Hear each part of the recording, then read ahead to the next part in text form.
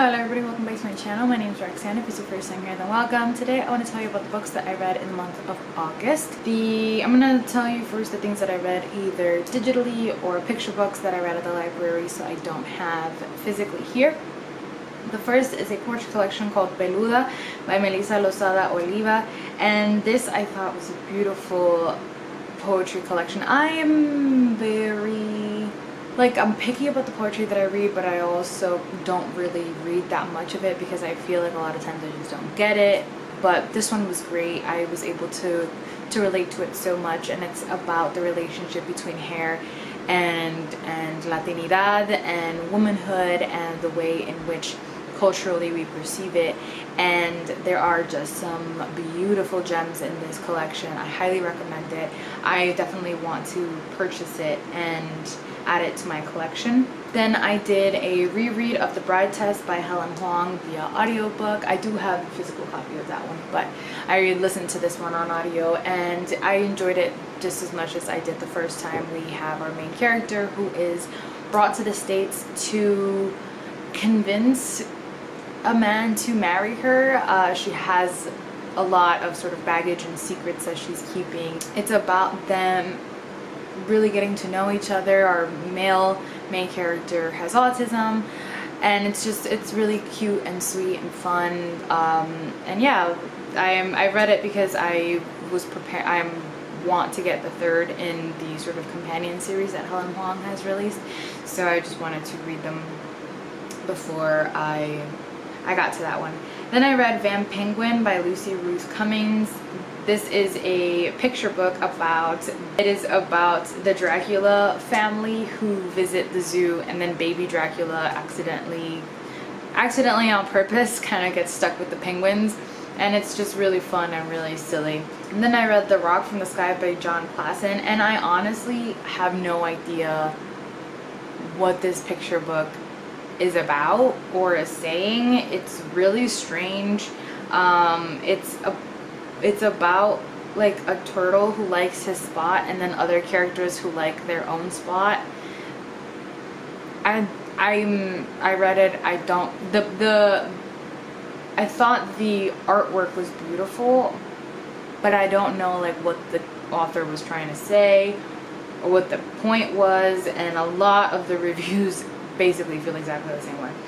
I read Cat Problems by Jory John and Lane Smith, and this is this author has done a few sort of certain animal problems picture books, and I've read Penguin Problems and now Cat Problems.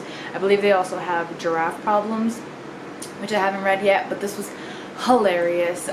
It's just exactly the type of sort of humor that you would imagine a cat to have, and the sort of problems they have living in the house, and it's just a delight. I read Two Cans, A Little Sister Story by Brandon Todd, and this is exactly what the title suggests. It's a story about two little toucans who, one is a sister, one is an older sister and a younger sister, and it's sort of about the things that you can and can't do because of your age, but then the things that you can do because you care so much for your sister. And it was really, really sweet. Then probably my favorite picture book, my favorite picture book of the month was Where Is Our Library? A Story of Patience and Fortitude #2. And this is by Josh Funk, and the illustrations were done by Stevie Lewis. And this is about patience. So the New York Public Library system is composed of almost 100 branches. The sort of main branch is on 5th Ave. And it's the Stephen A. Schwartzman building, and it has two lions in the front that are called Patience and Fortitude. And I love them. They're very near and dear to my heart. I love that branch. And when the 42nd Street or when the Mid-Manhattan branch was getting its revamp, which is now finished and is beautiful, and I need to go visit it. Side note, while that branch was being renovated, a lot of basically the collection was moved to the basement, or I guess the first level of the Stephen A. Schwartzman building. So as things are being put back into the new Mid-Manhattan branch, or I think now it's called the Stavros, something and another. Patience and Fortitude are concerned because they can't find their children's room, they can't find their books, and so they go all throughout all of these literary landmarks. They go through a bunch of different literary landmarks throughout New York City and other branches of the New York Public Library trying to find their books. And it was just so sweet, and it's written in it's poetry, and I don't know, I just really loved it. I think it would be great for story time in any of the branches in the city. Then I read Tiny Barbarian by Aim Dickman, and the contributor is Ashley Spires. I don't know why they put contributor. She's the illustrator. Anyway, this is about a little boy who is sort of trying to determine what he wants to be when he grows up, and he sees this I think it's like a poster or something of a barbarian, and he decides that's what he wants to be. And he's sorry, Gailo has the zoomies right now. And he does everything that he can to be a very brave barbarian, but he's afraid of the dark at night. And it's just really sweet and really cute and silly and funny. Then I read Are You a Cheeseburger by Monica Arnaldo, and this is about our favorite little trash pandas, raccoons, who finds a seed in a trash can. He finds a seed, and he's trying to figure out if it's a seed for a cheeseburger plant. And then as the seed is growing, they become really good friends and start to care a lot about each other. It's cute. Then we have Outside In by Deborah Underwood, illustrated by Cindy Derby, but it's about the outside and our understanding of outside and nature, and how it's always around and it finds ways to let us know that it's there. And it was beautiful watercolor illustrations. Then I read P is for Pterodactyl, the worst alphabet book ever. I had flipped through it a lot when I worked at Barnes, but I had never actually sat down and read each single page. And this is by Raj Haldar, Chris Carpenter, and illustrated by Maria Bedia. And it's exactly what it says. It's kind of about the silly words in English that are not pronounced in the way that they look like they should be pronounced, such as pterodactyl. Then we have The Paper Kingdom by Elena Q. Ray, illustrated by Pascal Campion. And this is about a little boy whose parents work to clean this house, this building at night. One night his babysitter is not able to care for him, so he goes with his parents to work, and it's the Paper Kingdom, and it's all about the way in which he perceives where his parents work. And it's probably just like an office building, but he perceives it as a paper kingdom. And then there's the king of paper and the queen of paper, and he decides that when he grows up, he's going to make sure that he is a good CEO or a good king, and that his employees treat where they work with care, so that the people who have to clean it don't have to do as much work as his parents have to do. And it's just really sweet. The things that I read in person. So I actually read this one in July, but it came out on August 4th, I believe, and I have a reading vlog for The President and the Frog by Carolina de Roertes, so I won't really talk about this one here. Check out that vlog. This is unlike any other political novel that I have ever read, and similarly to how I have felt about every Carolina de Roertes, I absolutely loved it. It's a very minimal book. I feel like she put a lot of emotion in it, but left a lot to your emotions and your perception of it. So it feels kind of minimal. I loved it. Then I read A Great Deliverance by Elizabeth George. This is the first in the Detective Lindley series, and again, I absolutely love the mysteries that she comes up with. I love the characters. I love the way that she writes, figuring out a mystery. But this woman has some sort of ridiculous hatred for fatness and fat people that is absolutely abhorrent and disgusting. And I'm glad that this is not the first book that I read of hers, because so the main suspect for the crime is a fat girl, and there's a reason for her being the way that she is in every sense. And what I do love is that our main character, Detective Lindley, does treat this girl with care and love and respect, which just like makes me question why she writes other characters thinking the way that she does, and the sort of like narrator thinking the things that they do, but they call it's just like they call her disgusting and her fatness disgusting, and it's just so ridiculously off-putting. And then there's not really been, I don't think, fat characters in the other 2 novels that I have read, but there have been like they go to a restaurant and the waiter is fat or whatever, and the comments are very flippant and ugly too. So I just don't, this is the 3rd book in which I've found this of her, and it's really fucking frustrating because I love everything else about these books. And as a person who has been fat and who's always struggled with her weight, like, what the fuck is your problem? And I don't want to be that person who like reaches out to an author and is like, can you fucking explain this? But I really want to like tweet her or write her and be like, yo, what the, like, do you have a problem with fatness? Can you not? This was written in 1985, 1988 this was published. So I don't know, I'm like hoping that she has fucking like grown out of that shit. We'll see. I have a bunch of other books that I've bought of hers used, so I don't know, maybe I'll give her like, you know, we all, like, I am 100% aware of her problem, and I'm 100% aware that I am choosing to continue to read at least one more book of hers despite the problems that I have with her. That's a choice we all make as a reader. I think I'm just gonna give her like one more chance, and if I fucking find the same shit again, I'm just gonna, like, I don't know, donate the rest of her books. Thank God I didn't buy, I think I've only bought 1 book new, but I'm hoping that I just happen to have picked the 3 in which she's done that, and out of like the 20 that she's written or some shit, but whatever, it was really annoying.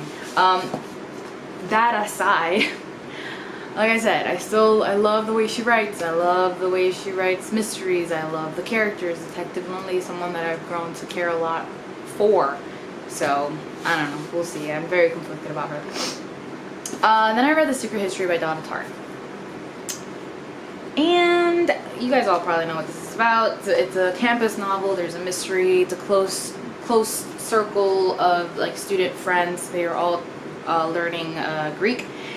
And a mystery happens, and you sort of are trying to figure out exactly what happened as you go. And and you'll see sort of my feelings if you watch my reading vlog. It took me a little while to get into this. I felt very separate from the characters.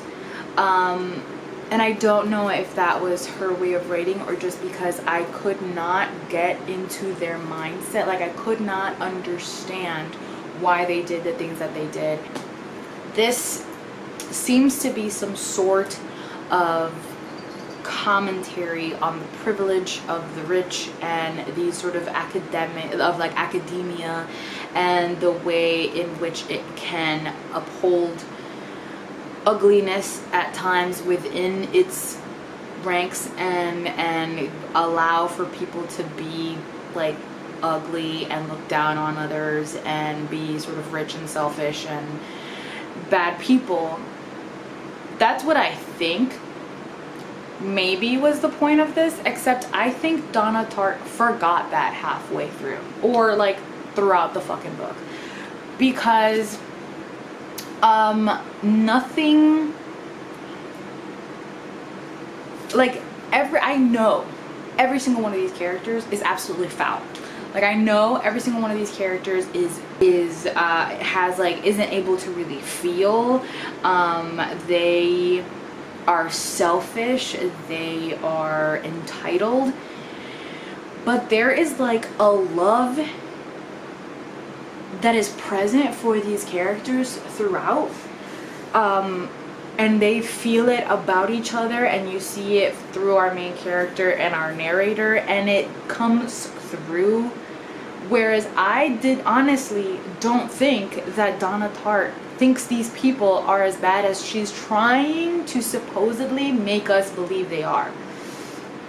And it was like this weird thing as I was reading it, where it's like the words you're telling me suggest these people are horrendous, and the things that they do make no fucking sense and are stupid and are bad. Yet I don't know really that any of the consequences that occur fit what they do.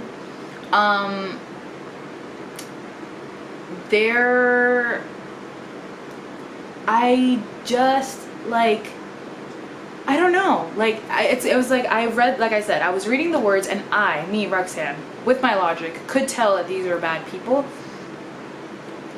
but there was a sense of like care for these characters where that completely undid the words you were saying. And then there's our main character like feels this weird obsession for one of the girl characters, and at some point says he like wants to rape her. What the actual fuck were you smoking, Donna Tartt, when you wrote this book? Content warnings: homophobia, anti-Semitism, sexism, mentions of rape, alcohol and drug abuse, incest, and domestic abuse. Oh, and then for a Great Deliverance, content warnings for pedophilia, incest, and extreme fat phobia. Then I read The Joy Luck Club by Amy Tam. Finally, I've had it for an eternity, apparently. And this is a really short novel about, kind of told in vignettes every chapter, about these moms who have immigrated to the United States, these Chinese women who have immigrated to the United States, and then their daughters. And it's about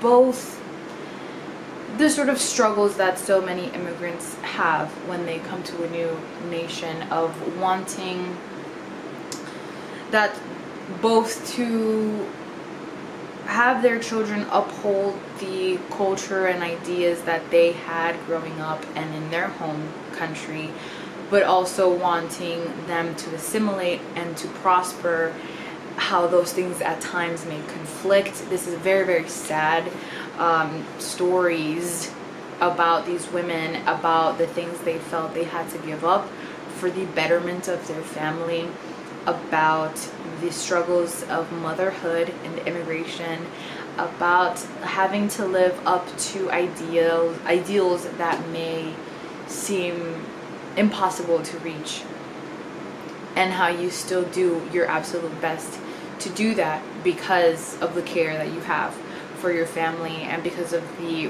recognition of the absolute horrors that at times your family had to undergo to get you to where you are today, and everything that your family had to give up. I thought it was quick to get through. It was very heartbreaking, and I'm glad that I finally read it. I think that I understand the care that so many have for this novel. Then I read my last month's book club pick, which was Daughters of the Stone by Dalma Llanos Figueroa, and this is about 5 generations of Afro-Puerto Rican women in the island of Puerto Rico and then in New York. And they are all tied through this stone that symbolizes their lineage and the struggle that the first in our 5 generations had to undergo in order to be able to have children and continue her line in Puerto Rico. I enjoyed it. I got through it very quickly. There are things that I loved and things that I didn't. I wish that there had been less generations, because I thought that right as we're getting really into dive more deeply into each of our main characters and in her lives and her struggles, and really get a more clear sense of the essence of the character, we go to another generation. So I wish there had been less, but I also think that it is poignant that in only 5 generations you get to slavery, and how I think she could have done a better job of contextualizing some of the things that occurred. I think she could have done a better job of dating the generations a little bit better. There were always hints, but for those who don't know as much about Puerto Rican history, or maybe didn't want to do research outside of their reading, it could have felt a little bit up in the air and not grounded in the history and in the context that she could have provided. We ended up having like a 2-hour conversation about this. I think that I feel like she tried to do a lot, and some of the things I wish she would have dove deeper in, and again I wonder if that would have been accomplished if she had done less generations. Like, I wish we would have dove deeper into the anti-blackness found in, and the colorism found in Puerto Rican culture. It's there. I just wanted a deeper exploration of it, especially the fact, because we know very clearly that these are Afro-Latinx, Afro-Puerto Rican women. Yeah, I mean, overall I enjoyed it. I think the writing was a little bit lackluster at times. It felt like she was doing more telling than showing, but there were times in which I saw the sort of brilliance of her as a writer. So it's kind of like I struggled with knowing that genius is there, but it doesn't always show in her writing. I think it could have done with some editing. But yeah, there were certain characters that I was left really, really feeling like I could have had so much more of. So I don't know, I almost wanted either a longer book, or I don't know that this would have really been a series, but I wish I would have gotten books about like our first 2 generations, and then maybe like our last generation.